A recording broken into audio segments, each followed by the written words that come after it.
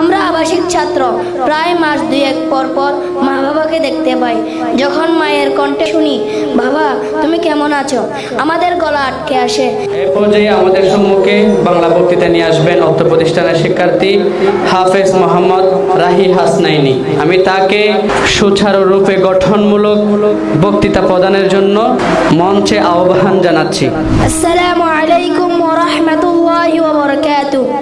সম্মানিত উপস্থিতি, আমার শ্রদ্ধায় মাতার তাজ, শিক্ষকবৃন্দ, প্রিয় অভিভাবকগণ ও আমাদের হৃদয়ের আলোকবর্তিকা, প্রিয় বন্ধু ও ভাইয়েরা, আজ আমি দাঁড়িয়ে আছি এমন এক মঞ্চে যেখানে চোখের জলে লেখা স্বপ্নের নাম Al Hasnain global Islamic education institute.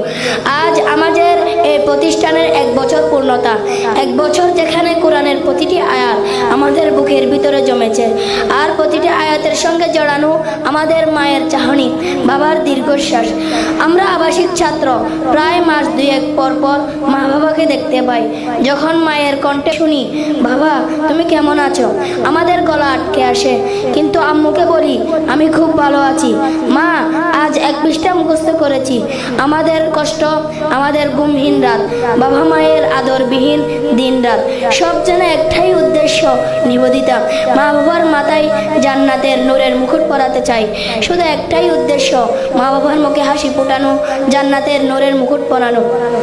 প্রিয় উপস্থিতি, আপনারা জানেন হাফেজদের জন্য জান্নাতে এমন এক মাকাম নির্ধারিত আছে যা সাধারণ মানুষের কল্পনারও বাইরে। আর হাফেজরা যদি তাদের কোরআন অনুযায়ী জীবন গড়তে পারে, সে নিজে তো জান্নাতি হবে, তার মা বাবাকে এমন মুকুট পরানো হবে যার আলো পুরা পৃথিবী চাপিয়ে যাবে। আজ আমরা এই মঞ্চ থেকে প্রতিজ্ঞা করছি, আমরা কষ্ট করব কিন্তু থামবো না, আমরা হাঁটবো কিন্তু আমরা পিছিয়ে যাব না। আমরা শুধু কোরআন মুখস্থ রাখবো না, বরং আমরা কোরআনের চরিত্র ধারণ করব ইনশাআল্লাহ। সবশেষে বলছি, আল হাসনাইনের এই আলো চড়ক পুরো পৃথিবীতে।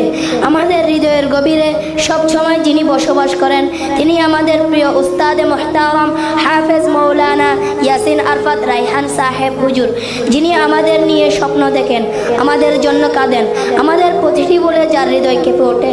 আমরা দোয়া করি